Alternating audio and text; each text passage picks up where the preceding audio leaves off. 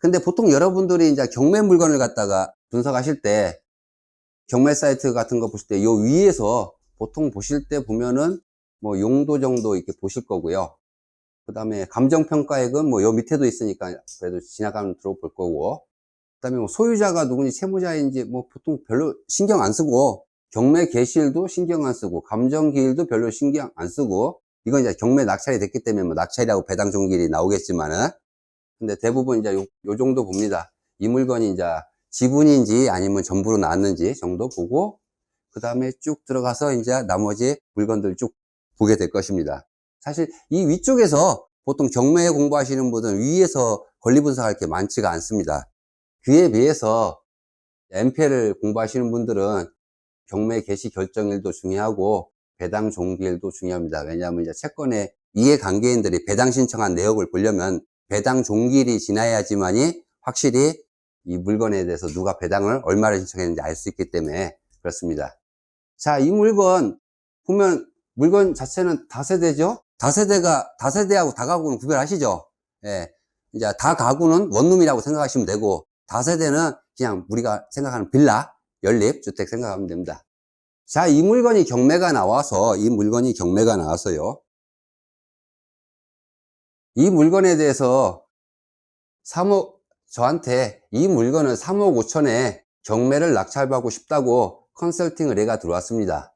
이 낙찰을 받고 싶은 분이 자기가 이 물건을 관심이 있어 갖고 그 주변에 가서 부동산 가서도 다 조사해보고 이 정도만 3억 5천 정도면 낙찰이 받아도 괜찮겠구나라는 판단을 들었긴 들었지만, 아직도 이제 경매에 대한 이제 권리 분석에 대해서 아무래도 좀 자신이 부족해 갖고 내가 이 물건을 낙찰 받아도 되는지 조금 불안해 갖고 뭐 경매 입찰 시 문제점이 있는지 검토 요청이 들어왔습니다. 이런 물건이 들어왔다고 가정하고요. 사실 저한테 이 물건이 컨설팅 의뢰가 들어오면 사실 다세대 같은 경우는 주택이잖아요. 사실 뭐 권리 분석하는데 시간이 그렇게 많이 들어가지는 않습니다. 저한테 권리 분석 들어오면 저 솔직히 말해서 제가 이거 권리 분석하는데 몇 분 걸리냐, 제가 제 자랑이 아니고, 물론 여러분들도 이제 이쪽 경매 쪽 공부를 하셔갖고 나중에 권리 분석하는 거 좀 요령을 아시면 금세 하겠지만, 사실 저한테 들어오면 한 5분이면 권리 분석 다 끝납니다. 그럼 제가 왜 5분 만에 끝내는지 한번 보겠습니다. 자, 여러분, 이게 지금 컨설팅 의뢰가 들어왔잖아요. 내가 입찰을 들어가는데 문제가 없을지. 예. 그러면 우리가 이 경매 물건을 갖다가 보고 여러분이 이 물건을 입찰을 들어가도 되는지 안 되는지 분석을 해야 될 거 아니에요. 자, 그럼 우리가 또 뭐 권리 분석을 한다고 할게요. 권리 분석. 뭐 권리 분석 하시겠어요? 딱 물건 보시고. 임차인, 예, 좋습니다. 선순위 임차인 있는지요? 예, 맞습니다. 예. 그 다음에 이제 나오라고 하면 사람들이 알긴 알아요. 유치권도 생각 들고 법정지상 것도 들은 얘기들도 있고. 근데 언뜻 팔이 안 들어오는 게 우리가 권리 분석이나 순서를 잘 몰라서 그렇거든요.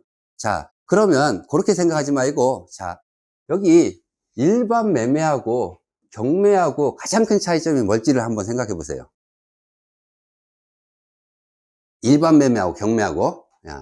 자, 그럼 제가 한번 얘기해 볼게요. 일반 매매를 내가 이 다세대 주택을 갖다가 주인하고 경매가 아니라 일반 매매로 계약을 합니다. 그러면은 진행 순서는 첫 번째로 주인하고 매매계약서를 작성하시겠죠. 예. 그리고 그 매매계약서가 끝나고 나면은 중도금이 있는 경우도 있고 없는 경우도 있는데 대체적으로 그냥 잔금으로 가는 경우가 많습니다. 잔금을 치릅니다. 자, 그러면 잔금을 치를 때 두 가지가 있습니다. 매도인이 할 의무가 있고 매수인이 할 의무가 있습니다. 자, 그럼 매수인이 할 가장 큰 의무는 잔금일날 뭐가 될까요? 예, 잔금 준비해야죠. 예. 매수인은 돈만 자기가 매매대금인 약속된 금액을 매도인한테 주면 됩니다. 그 다음에 매도인의 의무는 뭐일까요? 이 잔금하고 동시행 관계가 있는 게 있는데, 자, 이 물건을 명도를 시켜줘야죠. 예. 자기가 이 물건을 팔았기 때문에 집을 비워줘야겠죠. 아무래도 첫 번째로. 그러면 우리가 이 권리 분석을 보면은 이 법적 권리 분석이 있고요. 그 다음에 현장 권리가 있는데, 이 권리 분석이라고 했다면은 차이점은 경매하고 일반 매매하고 차이점은 점유의 확보 문제입니다. 점유. 자, 이 물건을 파는 사람은, 매도인은 법적인 걸 보면 등기부 등본을 보시면은, 우리가 경매에서는 경매가 낙찰되면 말소기준법에서 다 지었잖아요. 근데 일반 매매에서는 이 매도인이 자기가 거기 가압류가 있다든지 근저당이 있다든지 아니면 다른 하자가 뭐 가등기나 가처분이 있다고 하면 그걸 다 말소를 해주겠죠. 일반 매매는. 예. 그래서 등기부가 이 사람이 법적으로 내가 이 물건에 대한 소유권을 점유하는데 문제가 없게끔 등기부를 깔끔하게 지어줄 의무가 있어요. 뭐 물론 대출금은 있는 경우 승계 받는 경우도 있긴 있지만 원칙적으로 그걸 깔끔히 지어줘야 돼요. 예. 그래서 법적으로 이 사람이 내가 이 매수인이 법적으로 이 부동산을 매수하는데 등기부상 하자가 없게끔 하자 있는 걸 다 지어줘야 될 의무가 있습니다. 그렇죠? 두 번째는 물적점인데, 이 물적점인데, 뭐 가령 임차인이 있었으면은 임차인을 내보내든지 아니면 임차인을 승계하든지 하겠죠. 그리고 거기에 뭐 그렇지는 않겠지만 유치권이 있다면 당연히 그걸 갖다가 거기에 유치권을 다 해결해 줘야겠죠. 일반 매매에서는. 예. 법정 시행권이 있다도 그걸 다 해결해 줄 거고. 그래서 물적 점유를 보면은 이 사람이 있다가 이 물건을 점유하는데 하자가 없게끔, 왜냐하면 내가 잔금을 치렀고 일반 매매이기 때문에 이 사람이 법적으로 등기부상 아무 문제가 없이 소유권을 취득할 수 있게끔, 또는 물적 점유로 현장을 갖다가 이 사람이 매수인이 그 물건을 점유할 수 있도록 다 도와줍니다. 그렇죠? 예. 근데 이게 이제 경매로 들어간다고 생각해 보십시오. 자, 경매로 들어가면 일반 매매하고 비교를 해 볼게요. 첫 번째로 내가 경매 입찰에 들어가서 채고가 신고인이 되는 사람이 낙찰을 받지 않습니까? 채고가 신고인이 낙찰된 금액이 매매 계약금이라고 생각하시면 돼요. 예. 거기까지 이해 가시죠? 예. 두 번째, 법적으로 보면 경매일 때는 일반 매매와 달리 어디까지 그 등기부를 깔끔히 지어주냐면은 말소 기준 권리부터 밑으로가 전부 다 지어집니다. 그건 아시죠? 예, 예. 근데 말소 기준 권리보다 위에 있는 거는 지어지지가 않아요. 따라서 그 말소 권리보다 위에 있는 게 뭐가 있을까요? 선순위 가등기가 있다든지 선순위 가처분이 있으면 요거는 지어지지가 않습니다. 예. 그래서 우리가 경매로 낙찰받았을 때는 안 지어지는 게 말소 기준 권리보단 위에 있는 권리가 있는지 없는지만 보시면 돼요. 권리 분석할 때. 예. 그래서 저한테 이 물건이 의뢰가 들어왔고 저보고 이제 입찰에 문제가 있는지 없는지 물어본다면 저는 먼저 이제 등기부 등본을 열어볼 거예요. 그래서 이제 말소 기준 권리가 이제 대체적으로 일반적으로는 뭐 근저당권이 있겠죠. 맨 위에 1순위. 그것보다 위에 있는 선순위 가등기가 있나 가처분이 있나만 볼 거예요. 그 두 개만 보고 더 이상은 안 봐요. 예. 그럼 끝. 등기부 등본은. 자, 물적 점유. 자, 우리가 보통 일반 매매에서는 매도인이 뭐 임차인이 있는 경우 임차인을 승계받는 경우도 있고 그건 서로 합의해야 한 거고, 만약에 내가 이 물건을 점유하는데 문제가 되어 있는 것은 그 매도인이 알아서 그걸 다 해결해 드립니다. 근데 경매에서는 해결이 안 해줘요. 그걸 갖다가. 그래서 우리가 있다 보통 경매에서는 명도 문제를 갖다 많이 얘기를 합니다. 그래서 내가 물적 현장을 점유하는데 방해되는 권리가, 우리가 이제 여러분들 경매 공부하시면 많이 배우시죠? 유치권이 있죠? 그 다음에 법정지상권이 있죠? 그 다음에 선순위 임차인. 선순위 임차인이 있으면은 이 사람이 배당을 신청을 했으면 상관이 없는데, 배당을 신청 안 하면 어떻게 됩니까? 내가 그걸 인수해야 되잖아요? 그리고 그 사람이 그 계약 기간까지 제가 그 사람을 갖다가 내보낼 수가 없습니다. 그 물적 점유를 할 수가 없습니다. 자, 그러고 보면은 우리가 지금 일반 매매하고 경매하고 차이점을 가장 비교해 보니까, 우리가 보통 경매에서 뭐 권리 분석을 한다고 하는데 이 권리 분석의 핵심은 점유의 확보입니다. 점유의 확보. 점유의 확보. 자, 점유의 확보는 둘로 나눠져요. 법적 점유하고 물적 점유로 나눠져요. 법적 점유는 아까도 얘기했지만 말소 기준 권리보다는 위에 있는 권리가 있는지 없는지 프린트물 뒤에 다 있어요. 뒷페이지에. 저기 1페이지, 요 페이지 뒤에 그거 다 해놨어요. 예. 그래서 그 법적으로 내가 법적 점유를 하는데 문제가 있는지 없는지 보시면 되고, 그 다음에 현장 점유, 물적 점유를 보려면 유치권, 가장 대표적인 게 유치권, 법정지상권, 선순위 임차인이 배당 신청을 안 했나. 요 5가지가 크게 가장 큰 거예요.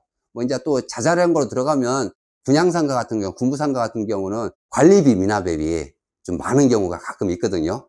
그런 경우는 이제 점유할 때 좀 문제가 되는 게 있는데, 그런 거 몇 개 빼놓고 나서는 뭐 크게 중요한 건 없습니다. 따라서 우리가 이게 저한테 이런 다세대 주택 같은 경우는 보세요.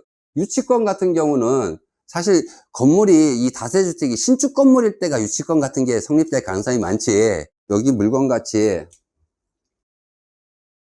뭐 준공이 있다가 2012년도에 이렇게 준공이 돼 있다면은 이 경매가 이제 2018년도 이제 지금 진행 2020년도인데 유치권이 성립될 가능성이 거의 없죠. 예. 그 다음에 법정지상권도 집합 건물은 사실 법정지상권이 성립될 가능성이 거의 없어요. 사실. 그러니까 이것도 검토해 볼 필요 없고, 선순위 임차인? 아니, 문서승달 내역 들어가 보면 선순위 임차인이 있었는지 없는지 얘기가 나올 거니까, 그거 없으면, 제가 보면 등기부 잠깐 열어갖고, 말소부 기준권리보다 위에 선순위 가등기 가처분 있나 없는지만 그거 딱 보면, 그거 보는데 1분이면 다 보겠죠? 두 번째, 여기 물건 보니까 뭐 경매 사이트 보면 유치권 같은 게 있으면 내용들이 보통 나오지 않습니까? 그거 뭐, 그러니까 뭐, 유치권도 사실 뭐, 내용도 없고, 여기 보면은, 준공연도가 2012년도 거고, 지금 경매는 2020년도에 진행되는 거니, 뭐, 유치권 성립될 일도 없고, 법정지상권도 성립될 일도 없고, 그럼 뭐, 선순위 임차인이 있어서 배당 신청한 것도 아니고, 뭐, 권리 분석하는데 5분이면 뒤집어 쓰죠. 근데 저만 할 수 있는 게 아니라 여러분도 다 할 수 있어요. 근데 여러분들이 경매 공부를 이렇게 하시고 나서, 나중에 이제 그 강의를 다 듣고, 이제 실무로 들어가서 입찰을 들어가시려고 할 때, 경매 사이트에 이 물건이 나왔을 때, 여러분들이 이제 권리 분석을 하라고 하면 불안해하는 이유가 내가 뭘 권리 분석을 해야 되는지 몰라. 내가.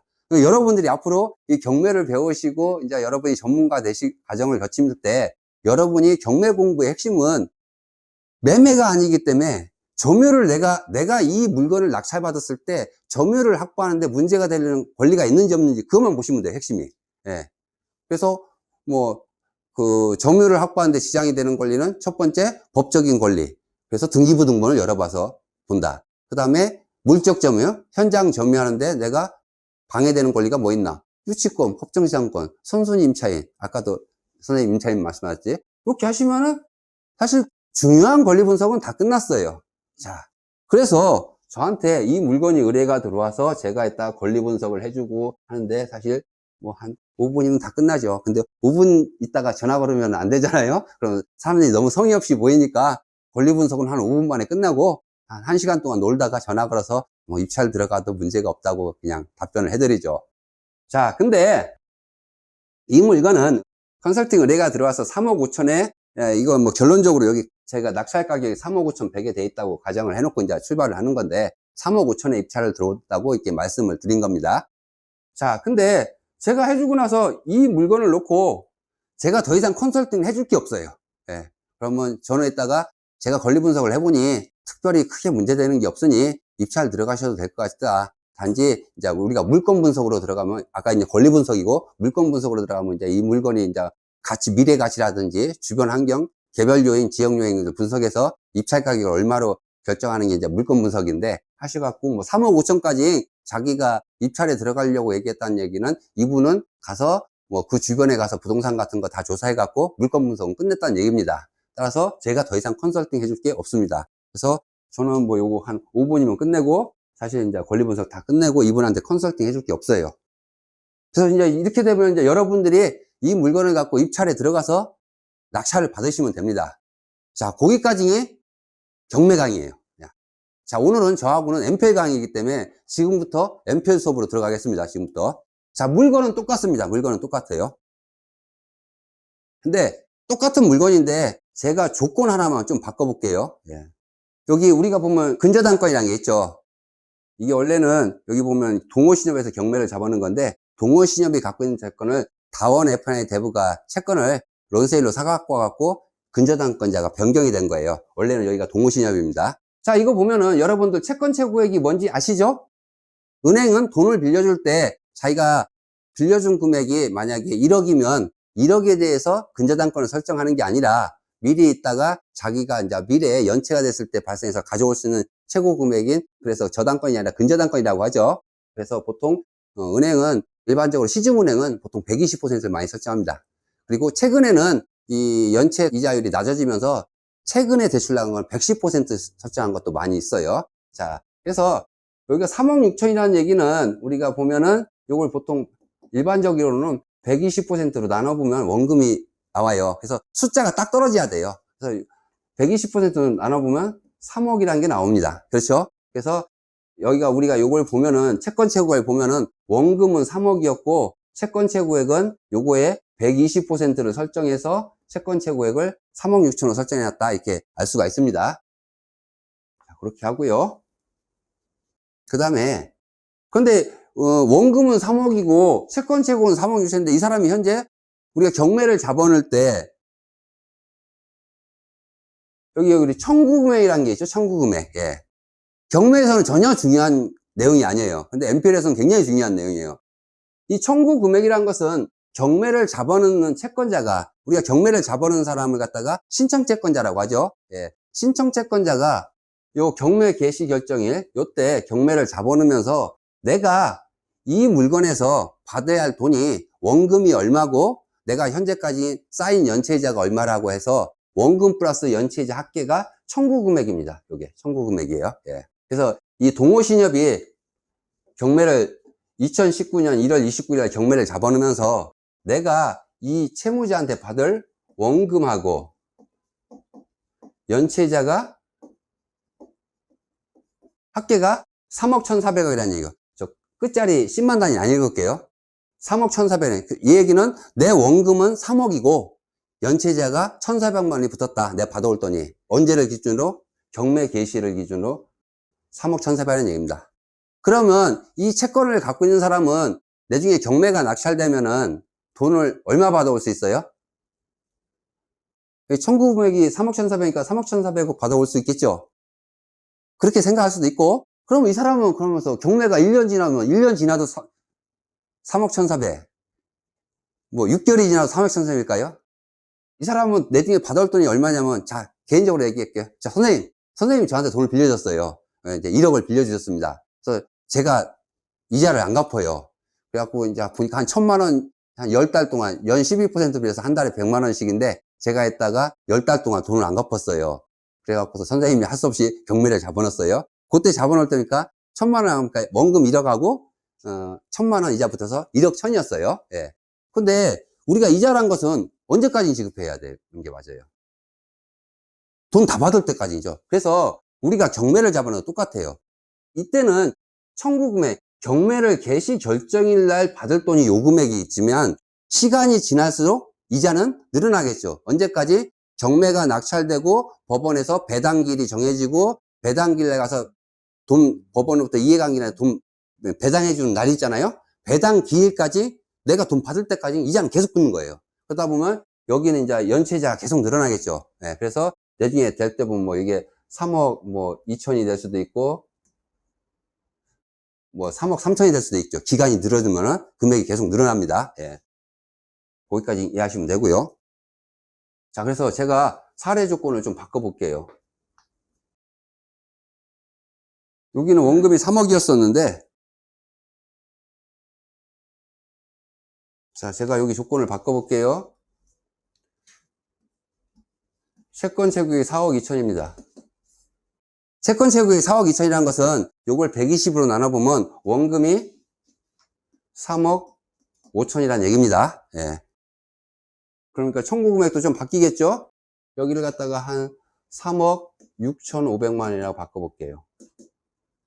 예, 이거를. 요 숫자하고 아까 그 사례하고 똑같아요, 경매사례. 제가 바꾼 것은 여기 이제 이게 내리니까 이렇게 바뀌었는데 제가 바뀐 것은 여기 채권 채굴액 바꿨고요. 그 다음에 여기 청구금액 여기 숫자 바꿨습니다. 이거 바꿨어요. 예. 자, 이거 바꿨다고, 자, 여러분이 MPL 말고요. 자, 요 바꾼 상태에서 여러분이 경매를 입찰을 들어가려고요. 여러분이 이거 바뀐 거하고 여러분 경매 낙찰하고 무슨 관련이 있어요? 입찰을 해. 여러분이 이걸 입찰을 하는데 내가 이 숫자를 바꿔놨다고 해서 여러분이 입찰을 하는데 아무 변동사항이 없어요. 경매 입찰에서는. 예. 아무 변동이 없어요. 요 숫자 바뀌었다고 해서 뭐 어차피 낙찰되고 나면 알아서 배당 받아갈 거고, 여러분이 경매 입찰에서는 아무 변수가 안 돼요, 이것들은. 자, 근데 이렇게 바꾸는 게 우리 이제 여러분들이 MPL을 배워서 경매를 입찰할 때는 이게 차이점이 발생합니다. 어떤 차이점이 발생하냐면, 여기가 4억 2천이었고요. 지금 여기가 이제 연체이자가 늘어나겠죠. 그래서 한 입찰, 이게 여기 낙찰돼서 배당 받을 때 준다면 여기가 3억 9천이 원금하고 연체이자가 늘어나서 한 3억 9천이 쌓인다고 가정할게요. 예. 최종. 자, 그러면 이 물건의 낙찰 가격은 3억 5천입니다. 3억 5천이에요. 예상 낙찰 가격은. 자, 근데 그냥 경매로 3억 5천에 입찰 들어가는 방법도 하나 있고요. 자, 이제 MPL을 배웠으니까 뭐냐. 채권이 많으면 채권자를 찾아갑니다. 금융기관에 찾아갑니다. 찾아가고, 아니, 이게 경매가 진행되는 채권을 매각할 의사가 있냐. 예. 그러니까 금융기관도 대충 이 물건이 어느 정도 낙찰될지는 어느 정도는 알고 있습니다. 자기들도 금융기관도 3억 5천 정도에 낙찰될 거라고 예상해서 자기들도 3억 5천 정도를 해소할 수 있을 거라고 생각을 하고 있어요. 근데 제가 가서 3억 5천을 미리 줄 테니, 3억 5천을 미리 줄 테니 이 채권을 나한테 팔으라고 합니다. 예, 팔으라고 합니다. 그럼 은행 입장에서 팔까요, 안 팔까요? 자, 지금 경매 낙찰돼서 한 1년 뒤에 3억 5천에 해소하는 방법이 있고, 지금 제가 미리 가서 채권을 3억 5천에 팔으라고 해서 3억 5천을 받는 방법이 있다면, 은행 입장에서는 당연히 팔죠. 첫 번째, 돈을 1년 정도 일찍 받으니까 좋아서 첫 번째 있고요. 두 번째, 은행은 부실채권이 많이 있으면 문제가 되는 게 뭐냐면 충당금을 설정해야 돼요. 이제 우리가 금융구조를 좀 알면은, 우리가 금융기관 대출이 나가는 시점부터 충당금을 설정합니다. 근데 이게 경매가 들어간 물건은 고정이하의 여신이라고 이제 뒤에 나오겠지만 충당금을 갖다 20%를 충당금을 설정해요. 그래서 만약에 이걸 갖다 3억을 대출해준 은행이 경매를 잡아놓잖아요. 그럼 은행은 여기서 혹시라도 손실이 발생할 걸 대비해서 충당금을 설정해야 되기 때문에 20%인 6천만 원 충당금을 설정해야 돼요. 그럼 충당금을 설정해 놓으면 그 돈만큼 대출이 나갈 수 없고 돈을 못 굴리잖아요. 거기 손실도 굉장히 커요. 은행 입장에서는 내가 미리 3억 5천에 1년 뒤에 경매로 낙찰돼서 해소될 금액을 내가 1년 전에 미리 3억 5천 준다면 땡큐하고 대한민국의 은행들 100군데면 100군데 다 팔려고 합니다. 그러면 저는 이 채권을 갖다 가령 3억 5천 주고 사옵니다. 3억 5천 주고 사와요. 사오지만 제가 사오는 것은 이 채권을 사오면서 이 채권에 관한 모든 권리를 다 사오는 거예요. 그래서 만약에 나중에 이게 금액이 제가 산 금액은 3억 5천이지만 내가 있다가 경매 낙찰될 쯤 되면 채권이 3억 9천이 쌓였다고 가정하면 제가 이 채권을 갖고 입찰을 들어가려고 해요. 이 물건이 마음에 들어서. 그럼 제가 얼마를 적을 수 있을까요? 자, 이렇게 하면 사람들이 잘 이해를 못해서 다시 사례를 바꾸겠습니다. 자, 여기 계신 선생님께서 저한테 3억을 빌려주셨어요. 그런데 제가 돈을 안 갚아요. 그래서 경매를 잡아놓으셨어요. 그런데 나중에 이제 제가 그때 경매를 잡아놓았을 때 한 2천만 원 안 갚았어요, 이자를. 그래서 3억 2천이 되겠죠. 그래서 경매를 잡아놓아서 낙찰될 쯤 되니까 채권이 3억 5천이 쌓였어요. 근데 선생님께서 만약에 이 물건이 마음에 들어서, 제 물건이 마음에 들어서 입찰을 들어가시려고 해요. 얼마까지 적겠어요? 내가 받을 돈은 3억 5천이잖아요. 3억 5천 적는 거예요. 내가 받을 돈이 원금하고 연체이자 계산해보니까 3억 5천이면 3억 5천 적고 낙찰되고 나서 어떻게 하시겠어요? 상기 신청하시면 되잖아요. 그럼 돼요. 그럼 그냥 물건 소유권 취득해요. 마찬가지로 저도 이 채권을 샀는데 내가 3억 5천에 사왔지만 그 사이 연체이자가 붙어서 한 4천이 더 붙었어요. 그래서 제가 입찰에 들어가서 저는 3억 9천 적어내요. 왜? 내 채권이 3억 9천 있으니까. 예. 그럼 저는 낙찰돼요. 그럼 법원에서 잔금 납부하라고 하면은 나 상기 신청할게요. 그러면 돼요. 예. 그러면 실질적으로 그게 낙찰받으면 내가 이 부동산을 낙찰받기 위해서 들어간 돈은 얼마예요? 3억 5천에 사왔잖아요. 그래서 다 3억 5천 들어간 거야. 그런데 나는 채권이 3억 9천까지 있기 때문에 3억 9천을 적어낸 거예요. 그래서 제가 낙찰받았어요. 그건 제가 3억 9천에 낙찰받았으니까. 그런데 실질적으로 들어간 돈은 3억 5천이에요. 맞죠? 거기까지요? 그러면은 내가 필요한 부동산이 있으면 MPL이라는 것은 뭐냐? 우리가 여기 채권이 적으면 안 돼요. 채권이 적으면 안 되고, 채권이 많은 경우에는 우리가 뭐 여기 4억 2천이 될 수도 있고, 경우에 따라서는 뭐 대출액이 커갖고 뭐 여기가 5억이 될 수도 있죠. 원금이 4억 8천. 4억 8천 하면 원금이 4억이겠죠. 채권이 많아 갖고서는 채권이 뭐 4억 2천까지 쌓았다고 가정할게요. 이 물건에 가령 예를 들어서. 그러면 이 채권을 3억 5천에 사는 거예요. 어차피 낙찰 금액이 3억 5천밖에 안 되기 때문에 여기가 채권이 4억 2천이건 4억 뭐 3억 9천이건 3억 8천이건 4억 2천, 4억 5천이건 중요한 게 아니고 낙찰 금액이 3억 5천 정도밖에 안 되기 때문에 금융기관에 가면 3억 5천에 파는 거랑 똑같습니다. 채권이 많이 있건 조금 있던 간에. 그래서 이 채권을 사갖고 와서 내가 낙찰 받으면 돼요. 그러면 나는 실질 들어간 건 3억 5천이거든요. 근데 내가 갖고 있는 채권을 이용해서 높은 가격을 적어내서 낙찰을 받을 수 있던 거죠. 예. 요게 MPL입니다. 그래서 우리가 그 MPL은 경매하고 이게 동떨어진 얘기는 아니에요. 똑같이 다 경매 물건이에요. 근데 경매 물건인데 우리가 MPL을 이용해서 이 물건을 낙찰 받을 수도 있고 못 받을 수도 있어요. 이게 채권이 이렇게 3억 6천 밖에 없어서 여기 쌓인 금액이 아까 같이 뭐 한 3억 천 밖에 안 돼 갖고 경매가 다 진행돼도 한 3억 4천 밖에 안 쌓였다고. 낙찰 금액보다는 작죠, 요 채권이. 작으면 안 돼. 작으면 안 돼요. 커야 돼, 채권이. 그래서 채권을 이용해서 낙찰을 받아야 되기 때문에 여기가 항상 MPL에서는 가장 중요한 게 이 채권이 금액이 얼마냐가 중요해요. 그래서 채권 금액이 낙찰 금액보다 큰 경우는 이 채권을 사갖고 이 채권을 이용해서 낙찰 받으면은 입찰에 들어가면은 채권을 사갖고 입찰 들어가는 경우는 거의 99% 낙찰 받아요. 그래서 여러분이 내가 꼭 낙찰 받아야 될 물건이 있는데 저거를 갖다가 어떻게 낙찰 받을까? 그럼 뭐 금액을 얼마로 적을까? 고민하실 필요 없고요. 이 채권을 저희는 봅니다. 그래서 채권이 작으면은 우리도 경매 같이 고민해야 돼. 얼마를 적어야 될지. 근데 채권이 큰 경우 있잖아요. 이때는 저희가 MPL로 채권을 사갖고 와서 낙찰을 받는 거예요. 그렇다고 뭐 내가 채권이 4억 2천 쌓이는 것을 갖다가 돈 많이 주고 사오냐? 그것도 똑같이 3억 5천이고요. 채권이 4억 5천 있어도 3억 5천에 사오는 거예요. 그래서 그럼 똑같은 가격에 사오는데 채권이 적은 게 좋겠어요? 많은 게 좋겠어요? 많은 게 좋겠죠. 낙찰받기 편하고요. 예. 그래서 우리가 이제 경매 같은 거 하시는 분들이 입찰 들어가실 때 자꾸 이제 요새들 이제 MPL 갖다가 배워갖고서 입찰 들어가려니까 입찰을 들어가는데 다들 있다 보면 처음에 내가 낙찰될지 안 될지 참 고민이 많잖아요. 우리가 입찰 들어가실 때, 아니, 낙찰돼도 좋고, 낙찰 안 돼도 좋아. 그런 물건은 사실 마음이 편해요. 근데 내가 저 물건을 요 가격에 꼭 낙찰받고 싶어 하는 물건이 있다면은 여러분이 이 채권을 이용하셔갖고 낙찰받는 게 MPL에 대한 MPL입니다. 그래서, 오늘 강의에서 MPL의 A부터 Z까지 중요한 부분만 골라서 제가 강의를 해드리겠습니다. 따라서 이렇게 채권이 많은 걸 이용해서 채권을 사서 낙찰받는 걸 우린 경매 낙찰이라고 하는데 MPL에서는 이걸 갖다가 유입이라고 해요. 자기가 갖고 있는 채권을 이용해서 그 물건 낙찰받는 걸 유입이라고 합니다. 그래서 이게 지금 제가 이제 요 설명은 유입에 대한 설명을 해드렸어요. 자, 이제 뒤에 또 계속 나오니까 지금 다 이해 못하신 분들은 또 뒤에 수업 들으면서 좀 이해하시고요. 이해 안 가는 거는 아무 때나 순간순간 질문하셔도 됩니다. 여러분들 저기 경매 배우셔갖고 한 수익률 몇 % 바라세요? 수익률 설마 100% 바라시는 건 아니겠죠?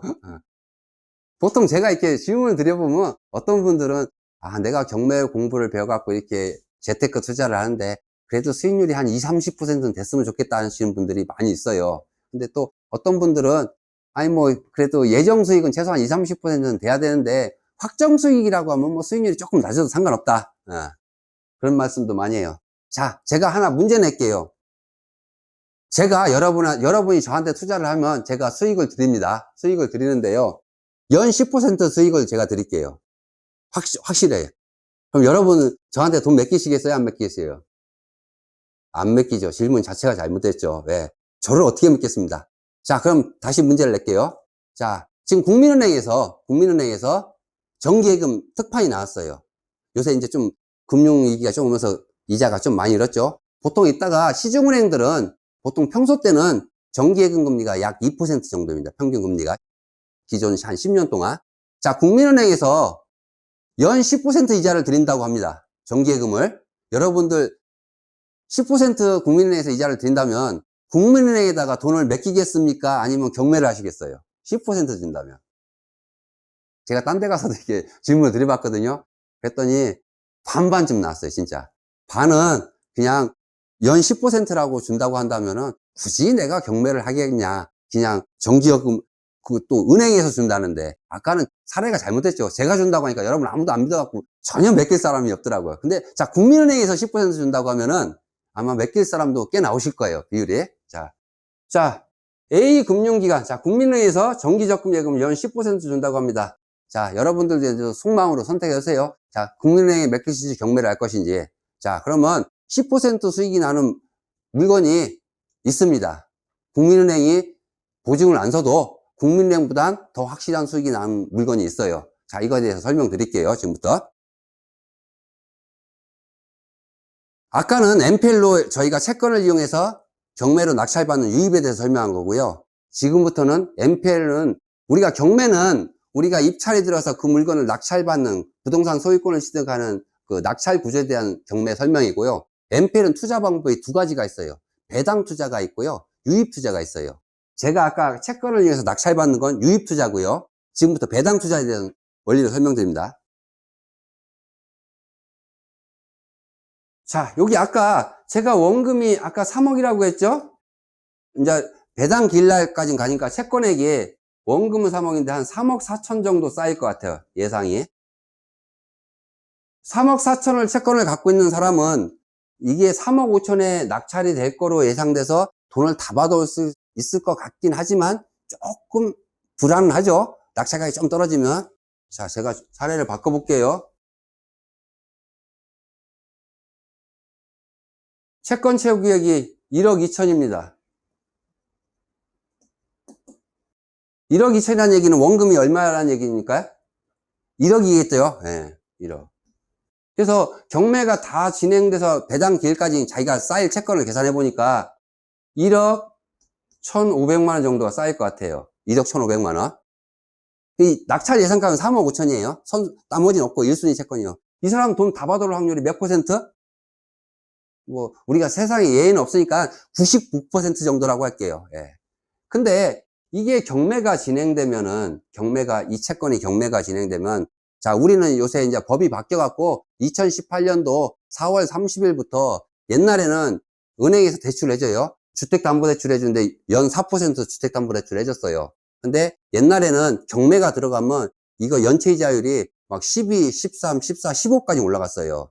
그러니까 이거 채무자한테 너무 과도한 채무를 부담시키는 거라고 해갖고 문재인 정부에서 이걸 바꿨어요. 그래서 모든 대출 물건은 채무자가 이자를 했을 경우 가상금리를 갖다 옛날같이 막 10% 이상 막 못 붙이게 만들고 플러스 3%밖에 못하게 만들었어요. 예. 그래서 만약에 4%짜리면은 경매가 진행되면 연체자율은 7%로 바뀌어요. 플러스 3에서. 만약에 정상대출이자가 6%였으면 거기다 플러스 3을 해서 연체자율은 9%예요. 요새는 이제 법이 딱 바뀌어서 그 이상 못 받아요. 자, 근데 이 금융기관이 갖고 있는 채권 중에서도 보면은 뭐 금리 한 7%짜리 6 내지 7%짜리는 많이 있어요. 찾아보면은 안전한 채권이. 자, 근데 이 물건이 제가 동호신협에서 사왔는데 대출금리가 주택담보대출이 7%라면 좀 너무 많고 주택담보대출이 만약에 금리가 이게 6%짜리였어요. 그러면 저는 이 채권을 사갖고 1억 2천짜리 사갖고 6%면 저는 플러스 3에서 9%까지 받아올 수가 있어요. 맞죠? 그래서 제가 이 채권을 사갖고 와서요. 그냥 경매 낙찰 때까지 가만히 기다립니다. 가만히 기다리면 저는 9% 수익이 나와요. 자, 제가 1억짜리 사와서 나중에 1억 1,500을 배당받는 채권을 사와서 내가 이 채권을 사와서 9% 받을 위험성이 있습니까? 없습니까? 다 받을 수 있어요. 그렇죠? 네. 요렇게 경매 낙찰 가격보단 채권액이 작으면 작을수록 안전한 채권이 되겠죠. 요게 배당 채권입니다. 그래서 우리가 이 낙찰 가격을 기준으로 채권액이 크면은 유입 채권이 되는 거고요. 작으면 배당 채권이 되는 거예요. 그 다음에 낙찰 가격으로 채권액이 크면 클수록 유입에 유리한 채권이 되는 거고, 낙찰 가격보다는 채권이 작으면 배당 채권인데 작으면 작을수록 안전한 배당 채권이 되겠죠. 예. 그래서 이 MPL을 하는 사람들은, 배당 투자를 하시는 분들은 금융기관 채권은 정상이자율이 좀 낮잖아요. 그래서 사더라도 보통 저축은행이라든지 아니면 또 대부업체들 채권은 금리가 보통 12%짜리 또 많이 있습니다. 왜냐면 12%짜리 사오면은 거기다가 3% 보니까 15%가 나오는 거예요. 예. 그 은행이 정기예금 잡아오는 것보다 훨씬 더 안전해요. 새마을금고 요새 좀 문제가 좀 자꾸 언론에서 떠들잖아요. 새마을금고에서 보장되는 금액이 얼마까지 보장돼요? 5천만 원까지 보장되잖아요. 근데 이거는 1억짜리 채권을 사도 결국 내가 다 받을 수가 있어요. 그래서 이제 거기까지 설명드리겠고요. 일단 그래서 우리가 이제 여러분이 저하고 오늘 MPL 강의를 듣는데 첫 번째, 자, MPL은 경매하고 동떨어진 물건이 아니라 경매 물건이에요. 경매 물건인데 경매 물건 중에서 우리가 채권자, 제 1순위 채권자, 보통 일반적으로 1순위 채권자 채권을 많이 사는데요. 1순위 채권자가 갖고 있는 채권을 사갖고 와서 이 물건을 낙찰받을지 아니면 배당 투자를 할지를 결정하는 거예요. 그래서 채권이 크면 낙찰 예상 가격보다는 크면 유입 채권, 작으면 배당 채권. 채권이 크면 클수록 유입에 좋은 조건이 되는 거고, 채권이 작으면 작을수록 안전한 배당 채권이 되는 거예요. 이게 MPL이에요. MPL 강의, 오늘 강의 90% 끝. 배당 투자가 뭐고, 유입 투자가 뭔지 여러분 이제 구별을 하셨을 거예요. 그리고 MPL이라는 것은 뭐냐? MPL은 그냥 다 경매 물건 똑같아요. 근데 내가 이 채권을 사고갖고서는 이 물건을 낙찰받을지 배당 투자를 할지 결정하는 거예요. 자, MPL 투자는 경매는 그냥 낙찰만 받는 거고요. MPL은 채권을 이용해서 낙찰을 받을 수도 있고 배당 투자도 할 수 있는 거예요. 요게 MPL인데 채권이 작으면 배당 투자, 채권이 크면 유입 투자. 쉽잖아요. 끝. MPL 쉬워요. 자, 이제 우리가 앞으로 이제 공부하는 건 뭐냐? 이 채권을 사오는데 채권을 사오려면 우리가 그냥 못 사고 요새는 이제 옛날엔 개인이 투자할 수 있게끔 만들었지만 이렇게 하다 보니까 이제 내중에 양도세를 탈루한 사람이 많아서 이제 대부업 법인 아니면 채권을 못 사게끔 만들어 놨거든요. 그래서 이제 오늘 배우는 게 대부업 법인을 어떻게 설립하는지, 그 다음에 이 채권을 사오는 절차 같은 것들을 이제 우리가 공부하게 될 거고, 그 다음에 만약에 내가 대부법인이 없어요. 그렇다고 뭐 물건 하나 낙찰받으려고 대부업법인 만들려고 하면 너무 힘들잖아요. 그런 사람들이 만약에 대부법인 없이 내가 이따가 부동산을 낙찰받을 수 있는 방법이 이제 채무인수 방식이라는 게 있는데, 그거를 중점적으로 유입 투자 방식은 설명을 드릴 겁니다. 자, 여기까지 질문 있으세요? 없죠? 강의를 너무 잘하니까 질문이 별로 없죠? 지금 제가 얘기한 요 앞부분만 여러분이 잘 이해하고 계시면 일단 MPL에 대한 기본 원리는 다 깨우치신 거예요. 자, 다음 페이지는 아까 지금 다 설명한 겁니다. 제가 아까 경매는 우리가 권리 분석의 핵심은 점유의 확보라고 했습니다. 점유한데 점유에는 물적 점유하고 법적 점유가 있다. 법적 점유는 선순위 가등기, 선순위 가처분, 말소 권리 기준부터 위에 있는 점유 보시라는 얘기고, 그 다음에 물적 점유를 우리가 현장 점유를 방해하는 유치권, 법정이상권, 선순위 임차인, 뭐 구분상가 같은 경우는 가끔 있다가 그 관리비가 좀 많이 나오는 경우도 있어요. 그러니까 그런 것들 좀 보시고 하면은 여러분이 그 물적 점유를 하는데 방해되는 권리, 이 정도 권리를 아시면 기본적으로 경매를 갖다가 하시는데 그렇게 두려움이 없어요. 물론 이따 뭐 또 세부적인 가면 또 있기 때문에 좀 공부를 좀 더 많이 하셔야겠지만 경매에 대해서 두려워하실 필요는 없어요. 네. 모든 공부가 두려움을 갖고 하면 발전이 없어요. 자신감이 없어져요. 공부는 좀 쉽게 그리고 재미있게 공부하시는 게 제일 좋습니다. 자, 입찰 목적은 우리가 이제 경매에는 권리 분석, 점유에 합병하는 권리 분석이 있고요.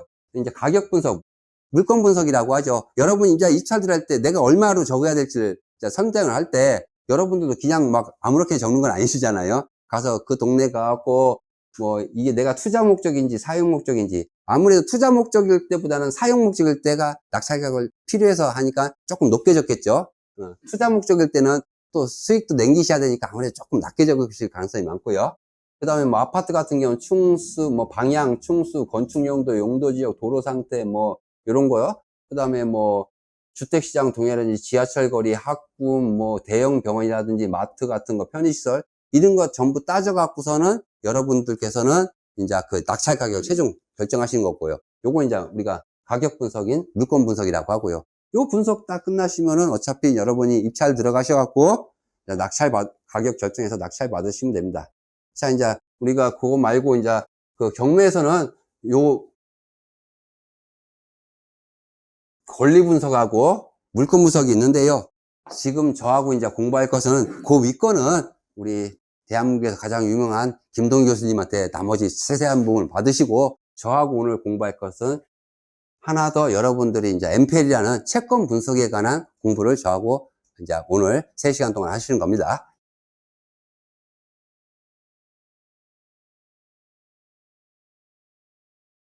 그래서 경매를 공부하실 때 너무 범위를 넓게 공부하시면 안 되거든요. 최협의는 권리 분석입니다. 이게 점유확보 강의예요. 점유를 내가 저 물건을 낙찰받았을 때 나의 점유를 방해하는 권리가 뭐 있는만 궁금하시면은 일단 여러분이 경매 가장 기초인 권리 분석은 그거만 하시면 되는 거예요. 거기다가 이제 여러분이 입찰 가격을 정하는 채권 분석이 있을 거고, 오늘 저하고 다시 합해서 요거까지 합하는 이게 아니고 채권 분석을 오늘 덤에서 하시는 겁니다. 자, 그렇게 하고